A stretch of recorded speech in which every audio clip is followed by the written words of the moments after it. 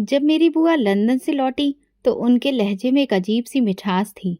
वो हमेशा सख्त लहजे में बात करती थी, मगर उस दिन जब वो पापा के सामने बैठी तो उनकी आवाज में एक नरमी थी जो मैंने पहले कभी महसूस नहीं की थी। पापा रोज की तरह मजदूरी करके घर लौटे थे। वो मिट्टी में सने कपड़े पहने हुए थे और उनकी थकान आंखों से ही झलक रही थी। जैसे ही उन्होंने बुआ को देखा तो हाथ झाड़कर साफ कर लिए और फिर जमीन पर बैठ गए। बुआ ने अपना गला खकारा और बोली, भैया देखो, मेरी जिंदगी का कोई भरोसा नहीं है, ना जाने कल हो या ना हो। मेरी एक ख्वाहिश है जो अब तक मेरे दिल में दबी रही है। मैं चाहती हूँ कि मेरी बहू कोई और नहीं तुम्हारी बेटी बने। पापा की आंखों में ये सुनते ही चमक आ गई। मेरा दिल जोर जोर से धड़कने लगा। माँ ने चूल्हे से हाथ खींचकर बुआ को हैरत से देखा। बुआ ने आगे बढ़कर मेरे सिर पर हाथ रखा। ये बहुत ही प्यारी बच्ची है। अपने बेटे के लिए तो मैं बस ऐसी ही बहू चाहती हूँ। मैं चुप रही। अंदर एक अजीब सा शोर मच रहा था, लेकिन बाहर एक शब्द भी नहीं निकल सका। कुछ दिनों में बात आगे बढ़ गई। मेरी बुआ के बेटे जो लंदन में रहते थे, उनके वीजा और कागजात की बातें हुई। शादी की तारीख भी तय कर दी गई, लेकिन विदाई के बारे में बुआ ने साफ तौर पर कहा, विदाई तो उसी दिन होगी जब उसका पासपोर्ट और वीजा सब कुछ तैयार हो जाएगा। मैं अपनी बहू को फिर सीधा लंदन लेकर जाऊंगी और दुल्हन बनाकर ले जाऊंगी। सबको ये बात बहुत अच्छी लगी। हमारे जैसे गरीब लोग जो दिन भर की दिहाड़ी में अपना गुजारा करते हैं, उनके लिए ये सब कुछ एक सपने के जैसा था। माँ दिन रात प्रार्थना करने लगी। मोहल्ले की औरतें जलन से देखने लगीं। सब कहने लगे, अरे किस्मत तो देखो इस लड़की की, दुल्हन बनकर सीधा लंदन जाएगी। शादी के बाद सब कुछ बदल गया था, लेकिन एक अजीब एहसास हो रहा था। जब शादी की एक एक रस्म निभाई जा रही थी और मैं अपने पति के साथ फेरे ले रही थी, तो मेरे दिल में बहुत अजीब सी फीलिंग हो रही थी। दिल की धड़कन तेज थी, मगर मेरे चेहरे पर खामोशी थी। फिर कई दिन गुजर गए और बुआ ने कहा कि अब हम तुम्हें विदा करके ले जाएंगे। मैंने सिर्फ सिर हिलाया। पापा कुछ दिन बीमार हो गए, शायद इसलिए कि मैं पहली बार हमेशा के लिए उनसे अलग हो रही थी। वो भी इतनी दूर जा रही थी, मगर मेरी बुआ ने सब कुछ संभाल लिया था। वो दवा लाई, मेरे पास बैठी और मेरी छोटी बहन के लिए चॉकलेट भी लेकर आई। शादी का प्रोग्राम बहुत ही साधारण रखा गया था। मोहल्ले से बस कुछ ही औरतें आई थीं। बुआ ने मुझे खुद ही तैयार किया था। सुर्ख लाल रंग का जोड़ा, हल्का सा मेकअप और एक छोटी सी सोने की गले की चेन जो मेरे गले में पहना दी गई। ये मेरी पहली कमाई थी, मैंने अपने लिए रखी थी, मगर अब ये तुम्हारे नसीब की निशानी है। बुआ ने कहा। विदाई की बजाय हमें बुआ के घर जाना हुआ। एक नई दुनिया में कदम रखने के जैसा था। वहाँ सब कुछ सिस्टमैटिक ढंग से था। एक कमरा जो खास मेरे लिए तैयार किया गया था, सफेद पर्दे, खुशबूदार मोमबत्तियां और बिस्तर पर गुलाब की पंखुड़ियां। पहली रात मेरी बुआ मेरे साथ ही रही। वो मेरे सिरहाने बैठी, मेरे बालों में उंगलियां फिराती रहीं और पुरानी बातें करती रहीं। मेरी माँ भी मुझे ऐसे ही सुलाती थी, बालों में उंगलियां फिराते फिराते। वो मुझे बहुत प्यार देती थी। दूसरी रात जब मैंने उन्हें ये समझाने की कोशिश की कि मैं अकेले भी सो सकती हूँ, तो वो मुस्कुराकर बाहर चली गईं। मैं बिस्तर पर लेटकर छत को देखती रही। एक अनजान पति, एक नया घर और एक देश जो मेरे करीब आ रहा था, मगर इन सब में एक खामोशी थी, एक खालीपन। तीसरी रात उनका फोन आया। मैं कमरे में बैठी थी। बुआ ने कॉल की और कहा, बात करो, वो तुमसे खुद बात करना चाहते हैं। मैंने फोन को कान से लगाया। हेलो जी, नमस्ते, मैंने धीरे से कहा। तुम ठीक हो? उनकी आवाज में जज्बात नहीं थे, बस एक फॉर्मेलिटी सी महसूस हो रही थी। जी। फिर कुछ देर की खामोशी रही। बस कुछ दिनों में सब कुछ तैयार हो जाएगा, फिर हम लंदन में मिलेंगे, ठीक है, मैंने कहा और फोन बंद हो गया। ये मेरी पहली और आखिरी कॉल थी उनसे। चौथी रात मेरी बुआ ने कहा, बेटी आज चेकअप है, इसलिए जल्दी निकलना होगा। लंदन जाने से पहले सारी डॉक्टरी रिपोर्ट्स जरूरी होती हैं। सुबह सवेरे मैं तैयार हुई। बुआ ने खुद मेरे कपड़े निकाले और उन्हें अच्छे से रखने में मेरी मदद भी की। फिर हम रिक्शा लेकर अस्पताल पहुंचे। अस्पताल साफ सुथरा लग रहा था। काउंटर पर पहुंचते ही बुआ ने कागजात निकाले और किसी से बात की। फिर एक नर्स आई और हमें एक तरफ ले गई। मैं सुकून में थी क्योंकि बुआ मेरे साथ थी।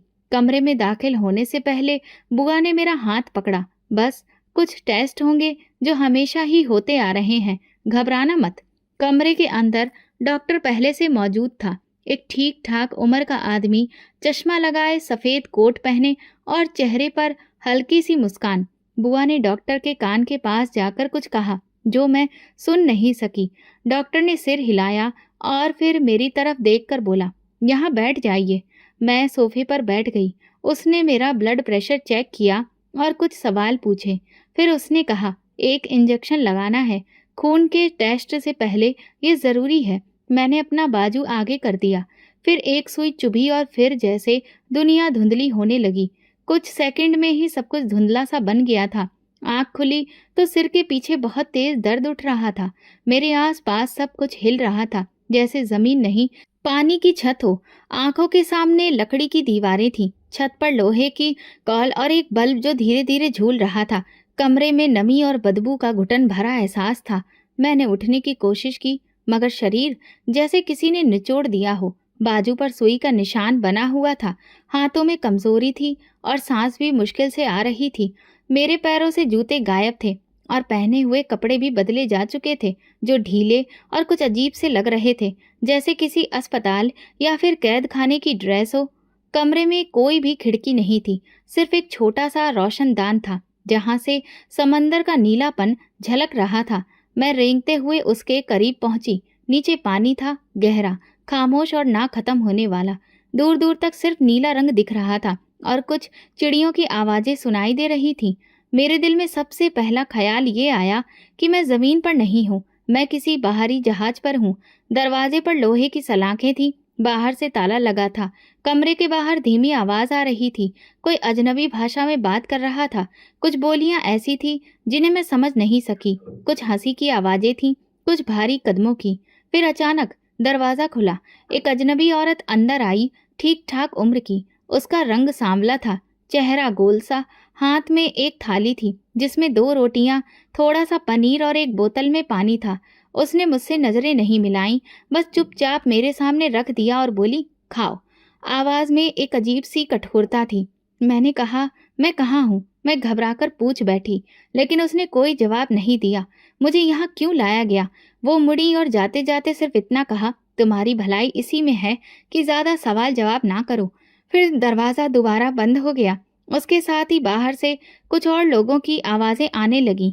मैं थाली को देर तक घूरती रही, मगर भूख का एहसास कहीं गायब हो चुका था। मुझे कुछ भी समझ में नहीं आ रहा था। ये कौन लोग हैं? मुझे कहाँ लेकर आ गए हैं? क्या मुझे बेच दिया गया है? अगले कुछ घंटे सन्नाटे में गुजरे। मैं दीवार से लगकर बैठी रही। मन में सिर्फ धुंधलापन था। दिन कब गुजर गया और रात कब आ गई, इसका अंदाजा ही नहीं हुआ। फिर कुछ देर बाद बाहर से शोर सुनाई दिया। कोई नई लड़की चीख रही थी।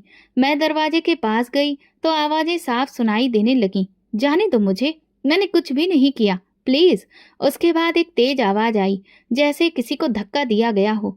कुछ समय के बाद उसकी चीखें और चिल्लाहटें बंद हो गईं। अगले दिन या शायद रात का वक्त था, मुझे अंदाजा नहीं था। 3 आदमी आए, दरवाजा खोला। उनमें से एक लंबा और सांवला था, दूसरे 2 के हाथ में कागज और फाइलें थीं। उठो, चलो हमारे साथ। मैंने घबराकर पूछ बैठी, कहाँ ले जा रहे हो? बस चुपचाप साथ चलो, ज्यादा सवाल मत करना। उन्होंने मेरा बाजू पकड़कर खड़ा कर दिया। मेरी टांगें थरथरा रही थीं, मगर उन्होंने मुझे सहारा देने के बजाय घसीटते हुए बाहर निकाला। लंबी और तंग राहदारी, जंग लगी दीवारें, हर कुछ कदम पर सलाखों से बंद दरवाजे। रास्ते में मुझे और लड़कियां नजर आईं, सब जवान थीं, सारी की सारी डरी सहमी हुई। कोई हाथ बांधे बैठी थी, कोई आंखें बंद किए लेटी हुई। मुझे एक बड़े कमरे में ले जाया गया। वहां कुछ टेबल थी, एक कंप्यूटर और वो आदमी जो मेरी फाइल देख रहा था। उम्र 21 साल, शादीशुदा। हाँ, उन्होंने एक दूसरे की तरफ देखा। फिर एक ने दूसरे से अंग्रेजी में कहा, मार्केट वैल्यू ठीक है। मैं कुछ ठीक से समझ नहीं पाई, सिर्फ वो शब्द मार्केट वैल्यू मेरे दिमाग में अटक गया। उन्होंने मुझे दोबारा कमरे में वापस छोड़ दिया। जाते जाते उनमें से एक ने दरवाजे पर मौजूद सलाखों पर जोर से हाथ मार कर कहा, आज रात पहरा बहुत सख्त होगा, तैयार रहना। तैयार? भला किस चीज के लिए? मेरी आंखों से आंसू नहीं निकल रहे थे, जैसे शरीर ने हर एहसास को शून्य कर दिया हो। मैं बस बैठ गई, हाथों में चेहरा छुपाकर।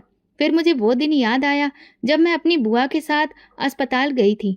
तब शायद मेरी किस्मत नहीं बदली थी, बल्कि मेरी कीमत लगाई जा रही थी। फिर याद आया उनका कहना था, ये मेरी जिम्मेदारी है। ये उनकी जिम्मेदारी थी मुझे बेच देना। मेरे सवाल का जवाब साधारण था, मगर उसका सच बहुत भारी था। हाँ, मुझे बेचा गया था। कमरे के बाहर कदमों की आहट सुनाई दी। अब तो ये रोज का हो चुका था। दिन में 2 या 3 बार कोई आता, पानी या रोटी फेंक कर चला जाता। मगर आज कदमों की रफ्तार कुछ अलग ही सुनाई दे रही थी, जैसे कोई बहुत जल्दबाजी में हो। दरवाजा खुला, 3 आदमी अंदर दाखिल हुए। उनमें से एक वही था जो पहले दिन मेरी फाइल देख रहा था। बाकी 2 के चेहरे नए थे। एक ने खामोशी से मेरी तरफ एक लिफाफा बढ़ाया, फिर तीनों बिना कुछ कहे वहां से वापस मुड़ गए। दरवाज़ा बंद हुआ, फिर वही अजीब सी आवाज़ें। मैंने लिफाफा हाथ में लिया, उंगलियों से खोला। अंदर एक चिट्ठी थी, नीली कलम से लिखी हुई। जैसे जैसे मैं पढ़ती गई, आंखें कागज़ पर जम गईं, मगर जो शब्द लिखे थे वो दिल पर छुरियों की तरह उतरते चले गए। हेलो, मुझे पता है कि तुम ये पढ़कर सदमे में आ जाओगी, मगर अब मेरे पास तुमसे छुपाने को कुछ भी नहीं बचा है। तुम्हें अब सब कुछ सच जान लेना चाहिए। मेरी माँ यानी तुम्हारी बुआ लंदन में बहुत बीमार थी। उनके इलाज के लिए बहुत पैसे चाहिए थे, इतने कि मेरे बस के बाहर थे। मैंने आंखें बंद कर ली। दिल चाहा कि अब आगे पढ़ना बंद कर दूं, लेकिन हाथ रुक नहीं पाए। ये वो वक्त था जब हमें एक मौका दिया गया, एक ऐसा रास्ता जिससे हमें पैसे भी मिलते और तुम्हारा नाम भी छुपा रहता। माँ ने कहा वो बहुत अच्छी है, शरीफ है, और सबसे बड़ी बात उसके लिए पूछने वाला भी कोई नहीं है। मेरी उंगलियां कांपने लगीं। मैं आगे शब्द पढ़ने ही जा रही थी, लेकिन जैसे हाथ इनकार कर रहे थे। मैंने तुम्हें बेच दिया। ये लिखना आसान नहीं है, लेकिन सच यही है। मैंने तलाक के कागजों पर दस्तखत कर दिए हैं और तुम्हें भेज दिया है। अब तुम आजाद हो। इस कैद में अब तुम्हें कोई नहीं पहचानेगा। तुम्हारी कीमत लगी और बहुत अच्छी लगी। ये जुमला आखिरी कतरा था। बस थैंक यू कहना था तुमने। मेरी माँ की जान बचा ली।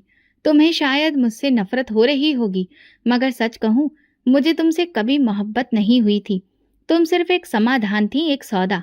चिट्ठी मेरे हाथ से छूटकर जमीन पर गिर गई। मैं देर तक दीवार से टिककर बैठी रही। बाहर समंदर की आवाज आ रही थी, जैसे वो भी मेरे हाल पर मातम कर रहा हो। कमरे की हवा कुछ भारी हो गई थी। रोशनदान से आने वाली रोशनी भी अब धीमी पड़ चुकी थी। वो चिट्ठी जो मेरे हाथ में थी अब एक रसीद लग रही थी, मेरी बर्बादी की कानूनी रसीद। रात गए किसी ने दरवाजे पर दस्तक दी। मैंने कोई जवाब नहीं दिया।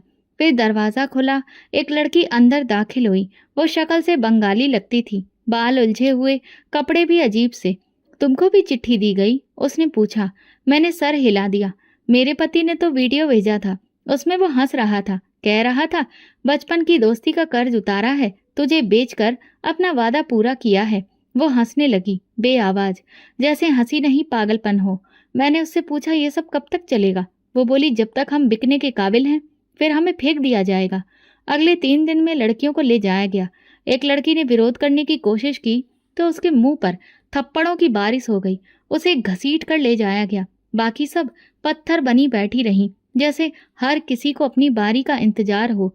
दोपहर के वक्त दरवाजे के नीचे से एक नई चप्पल फेंकी गई। उस पर मेरा नाम लिखा था, साथ में एक यूनिट नंबर भी। मैंने चप्पल नहीं पहनी। मुझे सिर्फ अपना नाम देखकर यह एहसास हुआ कि अब मैं कोई इंसान नहीं, सिर्फ एक यूनिट हूँ। शाम को एक आदमी आया, सफेद वर्दी में, हाथ में फाइल। उसने कहा, तैयारी रखो, कल सुबह तुम्हें शिफ्ट करना है। कहाँ? मैंने पूछा। वहीं जहाँ तुम्हारी कीमत के मुताबिक जगह होगी। फिर वो चला गया। सुबह होने से पहले ही मुझे जगह दिया गया। 2 मर्द कमरे में आए। एक के हाथ में वर्दी जैसे कपड़े थे, दूसरे के हाथ में छोटा सा बैग। उन्होंने कहा, ये लो, पहन लो। कोई सवाल नहीं। वो दरवाजे पर इस तरह खड़े हो गए जैसे अगर मैं मना करूं तो जबरदस्ती करेंगे। मैं खामोशी से वो ड्रेस पहन ली। सर पर नकाब डाला गया जो आधे चेहरे को ढक रहा था। बैग में मेरे वही पुराने कपड़े थे जो शायद पहले दिन बदल दिए गए थे, एक कोने में दबे हुए, जैसे मेरा अतीत अब एक बोझ हो गया हो। कुछ ही देर के बाद मुझे एक कश्ती में बिठाया गया। 3 और लड़कियां साथ में थीं, सब चुपचाप। कश्ती कुछ घंटे चली, फिर एक बंदरगाह पर उतारा गया। वहां पहले से एक वैन मौजूद थी। दुबई की सड़कों पर वो वैन चलती रही। खिड़की से बाहर देखने की हमें इजाजत नहीं थी। वैन में एक और औरत भी थी जो बार बार कह रही थी, चुप रहना, यहाँ कोई सवाल नहीं करना। कई घंटे बाद एक बड़ी सी इमारत के सामने गाड़ी रुकी। बाहर से आम सा होटल लगता था, मगर अंदर एक और ही दुनिया थी। स्वर्ग जैसा कालीन, शीशे की लिफ्ट, चमकते हुए फर्श और एंट्रेंस पर 3 अलग-अलग भाषा बोलने वाले लोग। हमें पीछे के दरवाजे से ऊपर ले जाया गया। एक लंबा रास्ता जहाँ दरवाजों पर नंबर लिखे थे, मगर कोई नाम नहीं। मुझे कमरा नंबर 408 दिया गया। कमरा साफ-सुथरा था, लेकिन बेरंग। एक बेड, एक कुर्सी, एक अलमारी। दीवार पर एक कैमरा लगा हुआ था, बिल्कुल कोने में। ये क्या है? मैंने दरवाजा बंद करने वाले से पूछा। सिक्योरिटी, यहाँ हर चीज की मॉनिटरिंग होती है। फिर वो हंसकर बोला, जैसे तुम्हारे सुलूक की। फिर दरवाजा बंद किया और चटकनी लगा दी। शाम तक कोई नहीं आया। फिर अचानक इंटरकॉम बजा। एक आवाज आई, कमरा नंबर 408 तैयार रहो, विजिटर आ रहा है। मैं चौंक गई। विजिटर? किस लिए? थोड़ी देर बाद दरवाजा खुला। एक अरब शख्स अंदर आया। उम्र करीब 40, सफेद कपड़े, सोने की अंगूठियां और एक महंगा सा परफ्यूम। एक लम्हे के लिए वो रुका, मुझे सर से पांव तक देखा, फिर बोला, इसे मेरे कमरे में भेजो। फिर वो मुड़ा और बाहर चला गया। गार्ड ने एक दूसरे की तरफ देखा, फिर एक ने मुझसे कहा, चलो, ज्यादा वक्त बर्बाद मत करो। मैंने कदम पीछे खींचे। कहाँ? क्यों? यहाँ क्यों? इजाजत नहीं है यहाँ पर। इनकार की। तुम्हें वहीं जाना है जहाँ बुलाया जाएगा। मैंने सिर्फ एक शब्द कहा, नहीं। गार्ड आगे बढ़ा, मेरा बाजू पकड़ा और कहा, समझदारी इसी में है कि चुपचाप साथ चलो। अगर शोर किया तो अगली फ्लाइट में बांग्लादेश भेज दी जाओगी। मैं मजबूर होकर उसके साथ चलने लगी। वो मुझे होटल के एक और फ्लोर पर ले गया, जहां पर दरवाजे की पट्टी पर लिखा था, वीआईपी स्वीट। दरवाजा खुला, मैं अंदर दाखिल हुई। वही अब आदमी सोफे पर बैठा था, एक हाथ में सिगार, दूसरे में मोबाइल। मेरी तरफ देखे बिना बोला, तुम भारत से हो? मैंने सिर हिलाया। आवाज नहीं निकली। चलो अच्छा है, पर सुकून और खामोश। मुझे खामोश लड़कियां पसंद हैं। फिर उसने घंटी बजाई। एक नौकर आया और उसने अरबी में कुछ कहा। नौकर मेरे लिए एक ड्रिंक ले आया, शायद जूस। पियो, तुम्हारा दिन लंबा गुजरा है। मैंने गिलास हाथ में लिया, मगर पिया नहीं। शेख ने हंसते हुए कहा, पहली बार हो, कोई बात नहीं, तुम्हें आदत हो जाएगी। मैंने उस दौरान सिर्फ एक काम किया, गिलास जमीन पर फेंक दिया। मैं कोई चीज नहीं हूं जिसे आदत बना लिया जाए। शेख खड़ा हुआ और गार्ड को बुलाया, इसे नीचे वापस लेकर जाओ, यह अभी तैयार नहीं है। मुझे दोबारा कमरा नंबर 408 में वापस लाया गया और दरवाजा बंद कर दिया गया। अगले दिन एक और लड़की आई, वो भी भारतीय थी। हमने कुछ देर खामोशी में वक्त गुजारा। फिर वो बोली, यहाँ रहना है तो समझौता करना पड़ेगा। जिसने मुंह खोला वो अगले जहाज में होती है, पता भी नहीं चलता कहाँ गई। मैंने पूछा, कोई बचा है यहाँ से? सुना है एक लड़की दुबई पुलिस तक पहुंच गई थी, मगर उसके बाद वही पुलिस वाले गायब कर दिए गए। हमने खिड़की से बाहर देखा।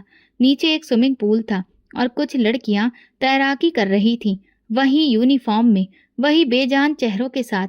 ये होटल नहीं, बाजार है। यहाँ सब कुछ बिकता है, बस कीमत तय होना बाकी होती है। वो लड़की बोली और फिर खामोश हो गई।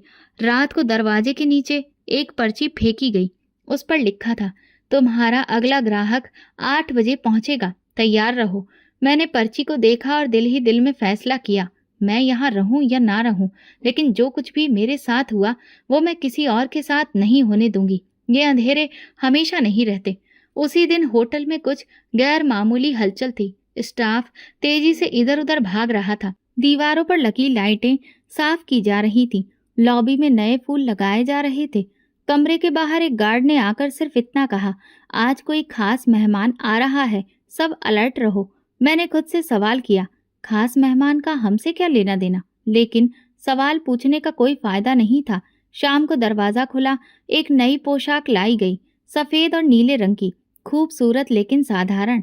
उसके साथ एक नोट था, ये पहनो, आज तुम्हें नीचे बुलाया जा सकता है।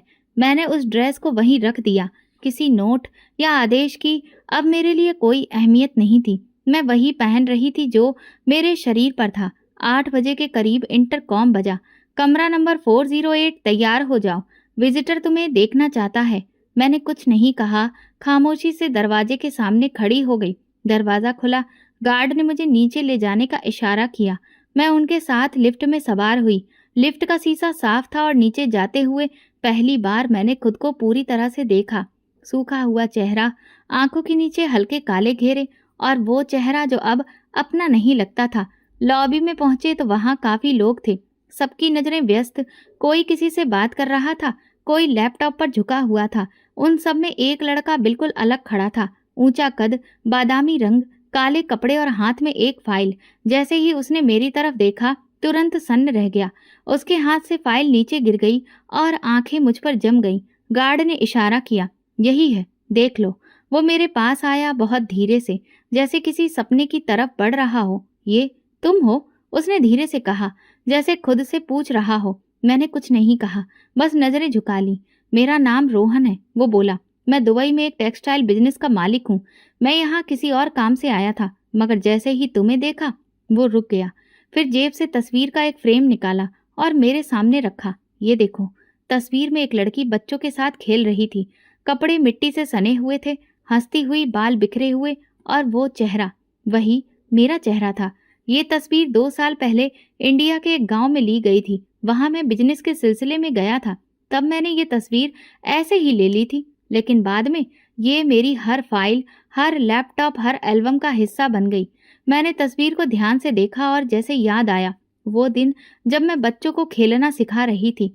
तब जिंदगी साधारण थी, भले ही मुश्किल थी, मगर आज़ादी थी। मैंने कभी सोचा नहीं था कि वही चेहरा एक दिन यहाँ इस हालत में, इस जगह पर देखूंगा।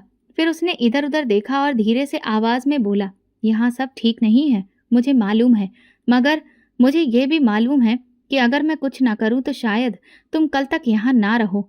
मैंने पहली बार उसकी आंखों में देखा। वहां खौफ भी था, हमदर्दी भी, और कुछ और। शायद वही एहसास जो बरसों पहले मेरे बाप की आंखों में होता था, जब वो काम से आकर मुझे अपनी गोद में बिठाता था। तुम कुछ नहीं कर सकते, मैं धीरे से बोली। ये जगह सिर्फ शरीर मांगती है, आवाज नहीं सुनती। मैं कुछ ना कुछ जरूर करूंगा, उसने अटल लहजे में कहा। मुझे पता है, यहाँ और भी लड़कियां हैं। मैं पुलिस से बात करूंगा, मीडिया में आवाज उठाऊंगा। तुम बस हिम्मत मत हारना। उसी पल एक गार्ड पास में आया। वक्त पूरा हो गया है, चलिए। रोहन ने तुरंत एक कार्ड मेरी तरफ बढ़ाया। इस पर मेरा नंबर है, जैसे ही मौका मिले फोन करना या कोई मैसेज भेजना। अगर कुछ ना कर सको तो किसी को ये दे देना, मैं समझ जाऊंगा। मैंने कार्ड ले लिया और बगैर कुछ कहे दोबारा लिफ्ट में चढ़ गई। ऊपर पहुंचकर जब दरवाजा बंद हुआ तो मैं कार्ड को देखती रही। Rohan Khanna, director, Raman textile, UAE. ये कोई सपना नहीं था। पहली बार ऐसा लगा कि शायद कोई बाहर वाकई मेरी हालत को समझ पाया है। उस रात सोने से पहले मैंने वो कार्ड अपने तकिए के नीचे रख दिया और बरसों बाद पहली बार दिल से एक सच्ची प्रार्थना निकली। अगले दिन वो दोबारा आया, मगर इस बार ना किसी विजिटर कार्ड के साथ, ना गार्ड के साथ। एक नौकर ने मेरे दरवाजे पर दस्तक दी। नीचे जाना है, मेहमान आए हैं। दिल में हल्की सी उम्मीद जगी। मैंने धीरे से कार्ड जेब में रखा और गार्ड के साथ नीचे चली गई। लॉबी में पहुंचकर देखा वो वहीं खड़ा था, रोहन। इस बार उसकी आंखों में कल जैसा एहसास नहीं था, एक फैसला था। उसने कुछ नहीं कहा, बस मुझे देखा। मैं समझ गई वो अब कुछ कर चुका है या करने वाला है। हमारी आंखें मिली ही थी कि होटल की पिछली तरफ अचानक एक शोर हुआ। लोग भागते हुए लॉबी से गुजरे। एक नौकर ने रिसेप्शन के फोन से कॉल करने की कोशिश की, मगर रोहन ने आगे बढ़कर फोन की तार खींच ली। पुलिस आ रही है, सब कुछ बंद करो, किसी ने अरबी में चिल्लाकर कहा। 2 लम्हों में होटल की फिजा ही बदल गई। दरवाजे बंद किए जाने लगे, गार्ड भागते नजर आए। मैं पीछे हट गई। रोहन ने तुरंत आकर मेरा हाथ पकड़ा। यहीं रहना, कोई भी आए तुम बिल्कुल चुप रहना। वो सीधा बाहर की तरफ भागा। कुछ लम्हे गुजरे थे कि बाहर से गाड़ियों के दरवाजे खुलने और बंद होने की आवाज आई। फिर एक जोरदार आवाज, जैसे कुछ टूटा हो। मैं वहीं खड़ी रही। 2 पुलिस वाले अंदर आए, एक के पास कैमरा, दूसरे के पास वायरलेस। उन्होंने सबसे पहले रिसेप्शन के कंप्यूटरों को अपने कब्जे में लिया। 2 lady police officer hotel staff को रोक रही थीं और एक एक कैमरा चेक किया जा रहा था। एक ऑफिसर ने मुझे देखा और आकर पूछा, तुम कहाँ की हो? इंडिया की, मैंने जवाब दिया। नाम? पूनम। उन्होंने मेरी तरफ तस्वीर ली और एक लेडी ऑफिसर को आवाज दी, इसे ऊपर ले जाओ, बाकी लड़कियों को भी निकालो। जब हम ऊपर पहुंचे तो कमरा नंबर 405, 406, 409, 410 खोले जा चुके थे। हर कमरे से एक लड़की निकली, सबकी हालत कमजोर, आंखों में नींद और डर। कमरा नंबर 412 बंद था। दरवाजा खोला गया तो अंदर कोई नहीं था, सिर्फ एक बेड और एक खाली बोतल। एक अफसर ने सर हिलाया, ये जा चुकी है, शायद सुबह ही। कुछ देर में हम 7 लड़कियां नीचे मौजूद थीं। पुलिस ने सबकी फाइलें निकलवाईं और हमें अलग गाड़ी में बिठा दिया गया। मैंने रोहन को देखा, वो बाहर खड़ा था, मोबाइल पर किसी से बात कर रहा था। उसने मेरी तरफ देखा और होठों से बस इतना कहा, तुम सुरक्षित हो। जब गाड़ी पुलिस स्टेशन पहुंची तो वहां पहले से 2 औरतें मौजूद थीं। हमें एक एक करके अंदर बुलाया गया। मेरे कमरे में एक टेबल, एक ऑफिसर और एक औरत बैठी थी। क्या तुम्हें यहाँ जबरदस्ती रखा गया था? ऑफिसर ने पूछा। जी, मुझे धोखे से यहाँ लाया गया था। क्या तुम्हें खरीदा गया था? मैंने सर झुकाकर कहा, हाँ। उन्होंने मेरे बयान को लिखा, कुछ तस्वीरें दिखाई जिनमें कुछ आदमी वही थे जो कमरों में आते थे। मैंने पहचान की और दस्तखत किए। एक और लड़की आई, शायद नेपाली। वो बोली, मेरी बहन भी साथ थी, मगर उसे पिछले हफ्ते कहीं ले गए। उसके बाद से उसकी कोई खबर नहीं है। हमें एक कांस्टेबल के हवाले किया गया, जहां कुछ दिनों के लिए हमें सही सलामत रखा जाना था। हम जिस जगह पहुंचे वहां एक बड़े हॉल में हमें एक साथ रखा गया। एक सामाजिक कार्यकर्ता आई और बोली, आप सब में से जो भी अपने देश वापस लौटना चाहते हैं उनके लिए हम ठीक ठाक बंदोबस्त करेंगे, और जो कानूनी कार्रवाई करना चाहता है वो भी मुमकिन है। रात को हम 3 लड़कियां बिस्तर पर लेटी रहीं, खामोश। बाकी 4 को कहीं और भेजा जा चुका था। शायद उनके केस ज्यादा गंभीर थे, या शायद उनके पास कोई पहचान नहीं थी। मैंने रोहन का कार्ड अभी भी संभाल कर रखा था। अगले दिन उसने कांस्टेबल को कॉल किया। मैं उस लड़की से मिलना चाहता हूँ जिसे कल होटल से रेस्क्यू किया गया था। कांस्टेबल ने वक्त दिया और वो आया। उसने कहा, मैं तुम्हें यहाँ नहीं छोड़ सकता, मेरे घर में जगह है। मेरी माँ चाहती है कि तुम कुछ दिन हमारे साथ रहो। मैंने इनकार नहीं किया। किसी के साथ चलना भी एक रिस्क था, लेकिन उसने जो भी किया था उस पर अब मुझे शक नहीं रहा। 3 दिन बाद मैं उसके साथ उसके घर गई, और जब पहली बार किसी दरवाजे पर कदम रखा तो किसी ने कहा, बेटी अंदर आओ, तुम हमारे लिए अमानत हो, बोझ नहीं। वो पहली शाम थी जिसमें अंधेरा नहीं था। जब मैं उसके साथ घर में दाखिल हुई तो पहली चीज जो महसूस हुई वो खामोशी थी। लेकिन ये खामोशी वैसी नहीं थी जो पिछले कमरों में होती थी। यहाँ दरवाजे पर एक छोटा सा मंदिर रखा देखा था, दीवार पर माँ बाप की पुरानी तस्वीरें और आंगन में लगे फूल जो हवा के साथ हिल रहे थे। उसने धीरे से कहा, माँ, ये वही है।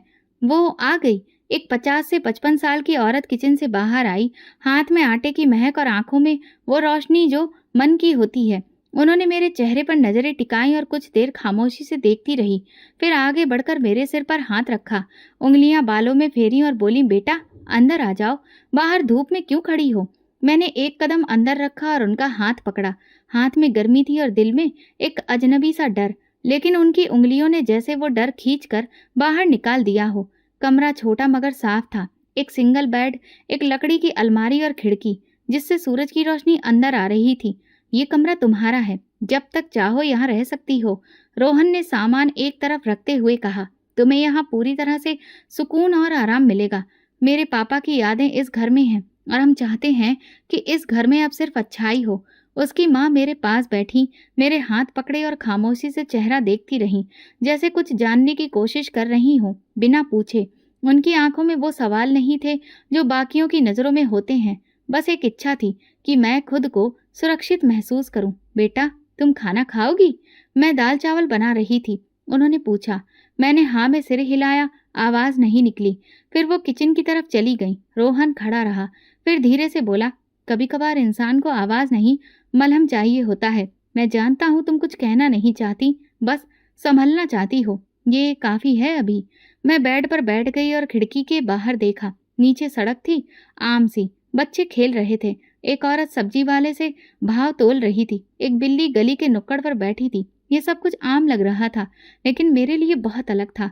कुछ देर बाद उनकी माँ ने खाना ट्रे में रखकर अंदर भेजा। बेटा, अपने हाथ से खाओ और पेट भर के खाओ, हम तुम्हें अपनी बेटी समझते हैं।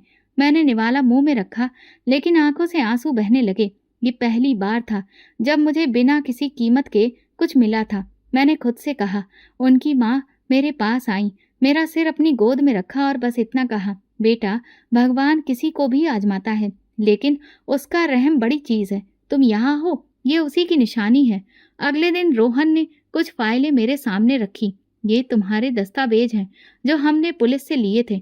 तुम अब कानूनी तौर पर आजाद हो। अगर चाहो तो इंडिया वापसी का बंदोबस्त किया जा सकता है, या फिर यहाँ रहकर नए कागजात के साथ नई जिंदगी शुरू कर सकती हो। मैंने कुछ लम्हे सोचा, फिर कहा, मैं वापस इंडिया जाना चाहती हूँ। वहाँ मेरे पापा हैं और शायद अभी भी मुझे अपनी बेटी समझते हैं। उसने सिर हिलाया। ठीक है, हम सब साथ जाएंगे। अगले कुछ दिन सुकून से गुजरे। मैं रोजाना रोहन की माँ के साथ किचन में वक्त बिताती, कभी उनकी बातें सुनती, कभी छोटे मोटे काम करती। मैं उनके साथ पूजा पाठ भी करती। वो मुझे आशीर्वाद देती। एक शाम रोहन ने आकर कहा, माँ चाहती है कि तुम अपने गांव फोन करो, बात करो अपने पापा से। मेरे हाथ कांपने लगे। इतने सालों बाद क्या वो मेरी आवाज पहचानेंगे? रोहन ने मोबाइल मेरे हाथ में दिया। मैंने नंबर मिलाया। दिल जोर से धड़क रहा था। 5 बार घंटी गई। फिर किसी ने फोन उठाया। पापा, मैं, पूनम। फिर खामोशी। मैं बोल रही हूँ, पूनम। कई लम्हे गुजरे, फिर आवाज आई, रोती हुई, टूटी हुई। मेरी बच्ची पूनम, तू जिंदा है? मैंने कुछ नहीं कहा, बस सर हिला दिया। आवाज न निकल सकी। तू जिंदा है? भगवान तेरा शुक्र है। मैंने तो उम्मीद ही छोड़ दी थी कि तू कभी वापस आएगी। मैंने फोन बंद नहीं किया, लेकिन कुछ देर दोनों तरफ खामोशी रही। ऐसी खामोशी जो शब्दों से ज्यादा बोलती है। उसी रात मैं छत पर गई, आसमान देखा और दिल ही दिल में एक वादा किया। अब मैं कभी खुद को बिखरने नहीं दूंगी। ये घर, ये लोग, बिना किसी कीमत के मोहब्बत करने वाले लोग मेरे नसीब का वो हिस्सा थे जिस पर अब तक पर्दा पड़ा था। जब इंडिया वापसी की तारीख तय हुई तो मेरे अंदर एक अजीब सी बेचैनी शुरू हो गई। सब कुछ ठीक लग रहा था, लेकिन दिल में एक खालीपन था जिसे कोई भर नहीं पा रहा था। दिन के वक्त मैं सबके बीच हंसती, काम में लगती, रोहन की माँ के साथ वक्त बिताती, लेकिन रात जैसे ही आती सब कुछ बदल जाता। नींद जाती, लेकिन सुकून नहीं था। सोने की कोशिश करती तो वही कमरा, वही चेहरे, वही आवाजें मेरे दिमाग में गूंजने लगती। सपनों में कभी वो अरब शेख होता, कभी वो दरवाजा जिस पर मेरा नाम लिखा था। अक्सर ऐसा लगता जैसे किसी ने मेरे मुंह पर हाथ रखा और मैं बोल नहीं पा रही। एक रात अचानक मैं चीख कर उठी। सांस फूल रही थी, पसीने में भीगी हुई थी। कमरे में अंधेरा था, सिर्फ दरवाजे के नीचे से हल्की रोशनी आ रही थी। मैं बेड से उतरकर कमरे के कोने में गई, घुटने सीने से लगाकर खुद को दिलासा देने की कोशिश की, लेकिन आंखें बंद करते ही वही सब दोबारा लौट आता। दरवाजा खुला। रोहन हाथ में पानी का गिलास लेकर अंदर आया, मेरे पास आकर बैठा और गिलास मेरी तरफ बढ़ाया। पियो, आराम से सांस लो। मैंने खामोशी से गिलास पकड़ा, 2 घूंट पिए, हाथ कांप रहे थे। वो कुछ देर खामोश बैठा रहा, फिर धीरे से बोला, पूनम, तुम रात को जगती हो, हमें पता है। मैंने सिर झुका लिया। ये सब वक्त के साथ खत्म नहीं होता, लेकिन अगर तुम इसे दिल से ना निकालो तो सारी जिंदगी चलता रहता है। तुम्हारी जिंदगी अब तुम्हारे हाथ में है। तुम चाहो तो इसे रोने में निकाल दो, या फिर तुम चाहो तो इसे दोबारा जीने में लगा दो। मैंने पहली बार उसकी बातों पर ध्यान दिया। उसी रात फिर सपना आया, मगर मैं ठीक रही। उठकर खामोशी से पानी पिया और वापस लेट गई।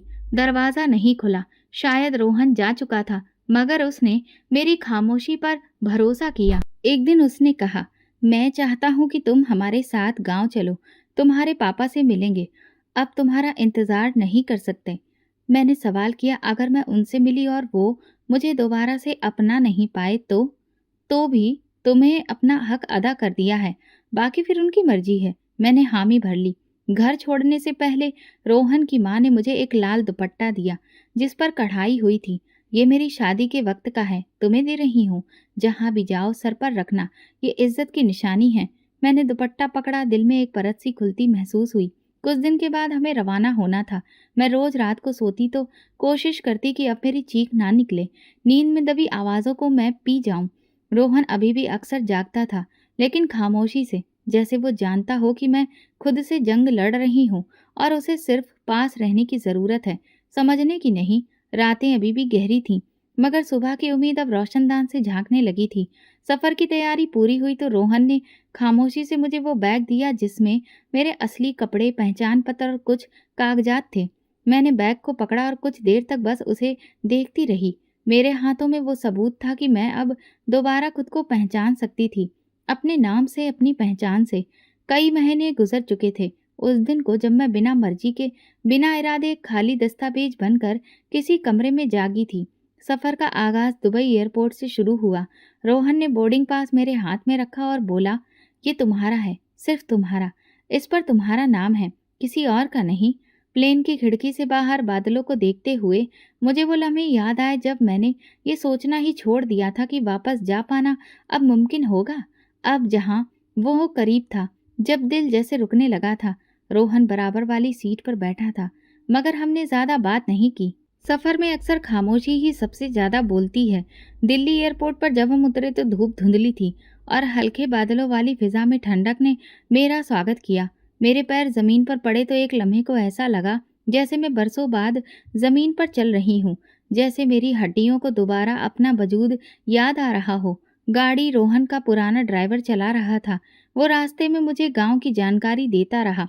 नई सड़कें बनी हैं, मोहल्ले में ये स्कूल खुल गया है और तुम्हारे पापा इतने बूढ़े हो गए हैं कि रोज थकान से बैठ जाते हैं मंदिर के सामने बेंच पर।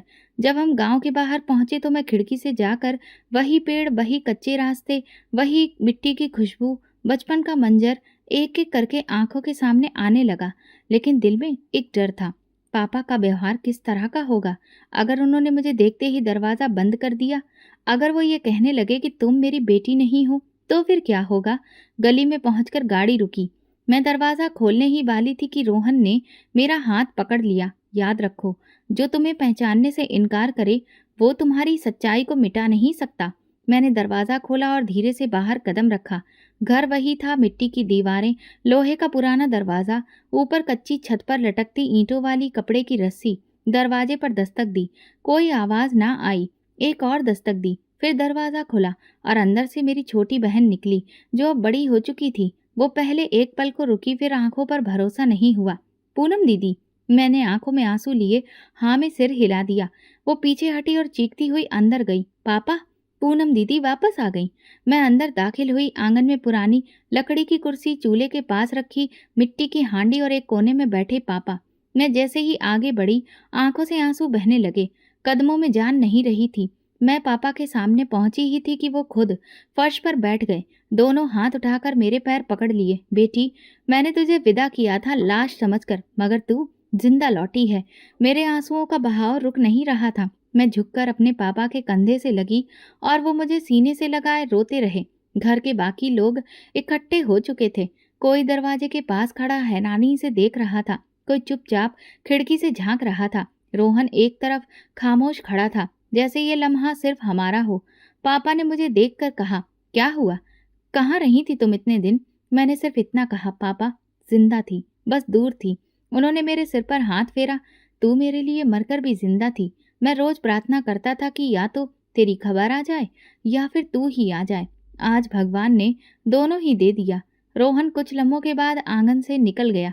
शायद उसने महसूस किया कि अब मेरे और पापा की बातों को प्राइवेसी की जरूरत है। उस रात मैंने वही कमरा दोबारा देखा जहां बचपन में सोई थी। वही बिस्तर, वही दीवार पर पुरानी घड़ी जो अभी भी बंद थी। मैंने पापा से पूछा, क्या आपको लगा था कि मैं वापस आऊंगी? मैंने कभी उम्मीद ही नहीं छोड़ी, वो बोले, लेकिन जुबान से कुछ नहीं कहा। बस दिल में यकीन रखा, भगवान जैसे ले जाता है वो वापस भी ला सकता है। अगले दिन मोहल्ले में बात फैल गई। लोग देखने आने लगे। कुछ आंखें मोहब्बत से देख रही थी, कुछ सवाल से भरी थी और कुछ बस तमाशा देखने आई थी। लेकिन पापा ने हर एक से साफ कहा, ये मेरी बेटी है, मेरी पूनम, और जिसने इसका साथ दिया वो मेरा बेटा। उनके लहजे में दृढ़ता थी, कोई शक नहीं। रात को रोहन आंगन में बैठा था। मैं चाय लेकर उसके पास गई। थैंक यू, मैंने कहा। किस लिए? उसने सवाल किया। मुझे वापस लाने के लिए। उसने चाय ली और धीरे से कहा, अभी तो सिर्फ लाया हूँ, असली वापसी तो तुम्हारा फिर से जीना है। वो तुम्हें खुद ही करना होगा। पापा के घर लौटे कुछ ही दिन हुए थे, लेकिन ऐसा लगता था जैसे बरसों की थकान किसी नरम हाथ ने धीरे धीरे उतारना शुरू कर दी हो। मैं रोज सुबह आंगन धोती, पापा के पुराने गमलों में पानी देती और फिर कमरे में आकर खामोशी से बैठ जाती। ये वही दीवारें थी, वही गांव था, मगर मैं अब वैसी नहीं रही थी जो कभी यहाँ हंसती थी, खेलती थी, सपने देखती थी। अब हर कदम नाप तोल कर रखती थी, जैसे ये जिंदगी मेरी नहीं किसी और की हो और मैं बस एक कर्ज उतारने आई हूँ। लेकिन अब भी कुछ था जो अंदर ही अंदर खटकता था। शायद ये एहसास कि जिसने मेरे साथ इतना बड़ा गुनाह किया वो आज भी आजाद घूम रहा है। जिसने मुझे इंसान नहीं कोई सौदा समझा, मेरी कीमत लगा दी गई। ये सोचकर ही मेरे अंदर का कोई कोना हर दिन थोड़ा थोड़ा मर रहा था। अगली सुबह रोहन का फोन आया। उसने कहा, पूनम, मुझे पता है कि तुम बहुत कोशिश कर रही हो अपनी ज़िंदगी पहले जैसी बनाने की। लेकिन ये सब तुम्हारे लिए आसान नहीं होगा, क्योंकि कहीं न कहीं एक गुस्सा तुम्हारे अंदर पल रहा है और अब वक़्त आ गया है कि इस गुस्से को ख़त्म किया जाए और तुम्हारे मुजरिमों को सज़ा दिलवाई जाए। मैंने कहा, मैं कुछ समझी नहीं। उसने कहा, तुम्हारी शादी से जुड़े जो भी सबूत तस्वीरें तुम्हारे पास हों, सब इकट्ठा कर लो। मैं कुछ ही देर में तुम्हारे पास आ रहा हूँ। ये सुनकर मुझे थोड़ा अंदाजा हो गया कि क्या होने वाला है और इसी के साथ मेरे अंदर एक नया जोश भरने लगा। कुछ देर बाद रोहन आया। मैंने अपने पास जो भी दस्तावेज, तस्वीरें और सबूत थे, वो सब उसे दे दिए। फिर हम दोनों एसपी कार्यालय गए। वहां मैंने एक एक बात बताई, कैसे मेरी बुआ मुझे अस्पताल लेकर गई, कैसे वहां डॉक्टर ने इंजेक्शन लगाया और फिर मुझे कुछ याद नहीं रहा। मेरे बयान के आधार पर उसी दिन पुलिस ने उस डॉक्टर को गिरफ्तार कर लिया। पहले तो उसने अपना जुर्म कबूल नहीं किया, लेकिन पुलिस की सख्ती के आगे वो टूट गया। उसने स्वीकार किया कि अब तक न जाने कितनी ही लड़कियों की जिंदगी वो इसी तरह बेहोशी का इंजेक्शन देकर बर्बाद कर चुका है। उसने जिन लोगों से संबंध रखे थे, उनके नाम और पहचान भी दे दिए। कई ऐसे लोग थे जो भारत में रहकर इस रैकेट को चला रहे थे और कुछ विदेशों में बसे हुए थे। जब कई लोगों की गिरफ्तारी हुई और कई लड़कियों को बचा लिया गया, तो मेरे अंदर एक सुकून और आत्मविश्वास जागा। धीरे धीरे ये खबर जंगल में आग की तरह फैल गई। बड़े बड़े न्यूज़ चैनल और रिपोर्टर इस पर रिपोर्टिंग करने लगे, क्योंकि इसकी शुरुआत मुझसे हुई थी। मेरे इंटरव्यू होने लगे कि कैसे मैंने ये खतरनाक लड़ाई लड़ी। रोहन ने मुझे चेताया, अब तुम किसी एक इंसान के खिलाफ नहीं, बल्कि एक पूरे नेटवर्क के सामने खड़ी हो, जिनके ना जाने कितने चेहरे हैं। और अब जब तुम सामने आ चुकी हो, वो लोग तुम्हें पहचानते हैं और तुम्हें नुकसान पहुंचाने की सोच सकते हैं। सावधान रहना होगा। ये सुनकर सच कहूं तो डर नहीं लगा, बल्कि दिल में ठंडक सी उतर गई कि जो कुछ मैंने इतने समय तक सहा, उसकी सजा दिलवाने का वक्त अब आ गया है। लेकिन मेरे असली मुजरिम अभी भी बाहर थे। रोहन ने पापा को सब कुछ बताया और उन्हें समझाया कि इस वक्त मेरा अपने घर में रहना खतरे से खाली नहीं है। उसकी बातों पर भरोसा करके पापा ने मुझे उसके साथ एक सुरक्षित जगह पर भेजने की इजाज़त दे दी। अब उन्हें रोहन पर भरोसा होने लगा था। और फिर एक वो शाम आई जिसका मुझे न जाने कब से इंतज़ार था। रोहन मुझे पुलिस स्टेशन लेकर गया। वहाँ मेरे सामने दो लोग खड़े थे, मेरी बुआ और उनका बेटा बेसलाखों के पीछे थे। पुलिस ने बताया कि वे लोग स्विट्जरलैंड में आराम की जिंदगी जी रहे थे। हालांकि उन्होंने मेरे अलावा किसी और लड़की के साथ ऐसा नहीं किया था, क्योंकि वे पेशेवर मुजरिम नहीं थे। उन्होंने मजबूरी में ये सब किया। इलाज के लिए पैसों की जरूरत थी, मगर मजबूरी भी किसी और की जिंदगी बर्बाद करने का लाइसेंस नहीं होती, और इसीलिए अब वे अपने गुनाह की सजा भुगतने के लिए तैयार थे। अगले दिन ही कोर्ट में पेशी हुई। एक एक करके वे सारे मुजरिम कोर्ट में पेश किए जाने लगे जो इस गुनाह में शामिल थे। मेरी गवाही के बाद और भी लड़कियों ने हिम्मत की। वे सामने आईं और उन्होंने ये इच्छा जाहिर की कि वे भी अब ऐसे लोगों को सख्त से सख्त सजा दिलवाना चाहती हैं। धीरे धीरे इंसाफ की इस लड़ाई में मैं अकेली नहीं रही। हम सबकी गवाही के आधार पर उन लोगों को कड़ी सजा सुनाई गई और उन्हें जेल भेज दिया गया। मेरी बुआ रो रो कर अपने गुनाहों की माफ़ी मांग रही थी और दुआएं दे रही थी कि उन्होंने ये सब मजबूरी में किया। लेकिन मैंने उन्हें एक बार भी पलटकर नहीं देखा, क्योंकि गुनाह तो गुनाह होता है, उसके पीछे वजह चाहे जो भी हो। इस वाक़ये के बाद मुझे बहुत सारी संस्थाओं, वेलफेयर सोसाइटीज़ जो महिलाओं और बच्चों के लिए काम करती थीं, वहाँ बुलाया जाने लगा। वहाँ लोग मुझसे सवाल करते, तुम कैसे बची और तुमने इस लड़ाई को कैसे लड़ा? मैं कहती, मैं बची नहीं थी, मुझे बचाया गया था, मगर अब मैं दूसरों को बचाने के लिए खड़ी हूँ। जब मैं अपनी कहानी सुनाती तो वहाँ कई ऐसी लड़कियाँ होती जो अपनी कहानियों को दिल में दबाकर बैठी थी। उन्होंने बताया कि मेरी भी अगली बारी होने वाली थी। मैं किसी तरह से बची। उनकी आंखों में आंसू देखकर मैं उनके हाथ पकड़ती और कहती, जो हुआ उसकी सजा अब ऐसे लोगों को मिलेगी और अब हमारे जीने की बारी है। मैं हर उस लड़की के लिए आज वो आवाज़ हूँ जो चुप रही, बिक गई या मार दी गई। अब मेरी कीमत कोई नहीं लगा सकता, क्योंकि अब मैं खुद अपनी कीमत जानती हूँ। और अब मेरी आवाज़ सिर्फ मेरे लिए नहीं, उन सबके लिए है जो सुनना चाहते हैं, या उनके लिए भी जो सुनने से इनकार करते हैं। मुझे महिलाओं के अधिकारों के लिए काम करने वाली एक बड़ी संस्था से ऑफर मिला कि मैं उनके साथ जुड़ूं। और इस मुहिम में कंधे से कंधा मिलाकर चलूं। रोहन के मुझे हिम्मत देने के बाद मैं उस संस्थान से जुड़ गई और आज मैं न जाने कितनी ही ऐसी लड़कियों को बचा चुकी हूँ जो बर्बाद की जा चुकी थीं या फिर बर्बादी की कतार में खड़ी थीं। जिंदगी अब सच में सुकून से गुजर रही थी और मेरे अंदर का गुस्सा भी अब कहीं खत्म हो चुका था। एक नई पूनम अब खुली हवा में सांस ले रही थी। एक सुबह पापा ने कहा, शाम को अच्छे से तैयार हो जाना, कोई आने वाला है तुम्हें देखने के लिए। ये सुनते ही मेरे दिल में एक अजीब सी हलचल हुई और सवाल भी उठने लगे। क्या सच में वो आएगा? मैंने पापा से पूछने की कोशिश की, लेकिन उन्होंने कुछ भी खास नहीं बताया। शाम को 3 गाड़ियां आकर घर के सामने रुकीं। जब मैं गाड़ी से उतरते हुए रोहन को देखा तो मेरे दिल की धड़कनें बढ़ चुकी थीं और आंखों में खुशी के आंसू थे। मैं शायद सुबह से इसी लम्हे का इंतजार कर रही थी। मैं इसी चेहरे को अपने सामने देखना चाहती थी, लेकिन ये कहने की हिम्मत किसी से नहीं कर पाई थी। रोहन ने मुझे देखा और अपने चेहरे पर हल्की शरारती मुस्कान फैलाई। उसकी माँ मेरे पास आई। उन्होंने प्यार से मेरे सर पर हाथ रखा। कुछ रस्मी बातें हुई और शादी की तारीख तय कर दी गई। मेरे लिए काफी सारे गिफ्ट्स लाए गए, जिनमें कपड़े, जेवर और न जाने क्या क्या था। 1 हफ्ते बाद ही शादी थी, बहुत ही साधारण तरीके से। पापा बहुत खुश थे क्योंकि उनकी प्यारी बेटी की जिंदगी एक बार फिर से बसने वाली थी। 1 हफ्ते बाद मेरी और रोहन की अच्छे से शादी हो गई। मैं कभी सोच भी नहीं सकती थी कि एक दिन मेरी जिंदगी, जो कि नर्क जैसी हो गई थी, आज उसे एक बार फिर से स्वर्ग बनने का मौका मिलेगा। लेकिन ये सब सिर्फ रोहन की वजह से हो पाया और भगवान की कृपा से। शादी के बाद रोहन ने इंडिया में ही रहने का फैसला कर लिया। वो अपना यहाँ का फैलाया हुआ कारोबार संभालता है और दुबई का कामकाज वो महीने में 2-3 बार वहां जाकर देख लेता है। मैं अभी भी अपनी मुहिम से जुड़ी हुई हूँ, जिसने मुझे एक नई पूनम, एक नई पहचान दी है। तो दोस्तों, अगर आपको हमारी कहानी पसंद आई हो तो कमेंट करके ज़रूर बताएं। वीडियो को लाइक करें और ज़्यादा से ज़्यादा शेयर करें। अगर आप चैनल पर नए हैं तो सब्सक्राइब ज़रूर करें और नोटिफिकेशन बेल को दबाएं ताकि अगली अपडेट सबसे पहले आपको मिले। धन्यवाद।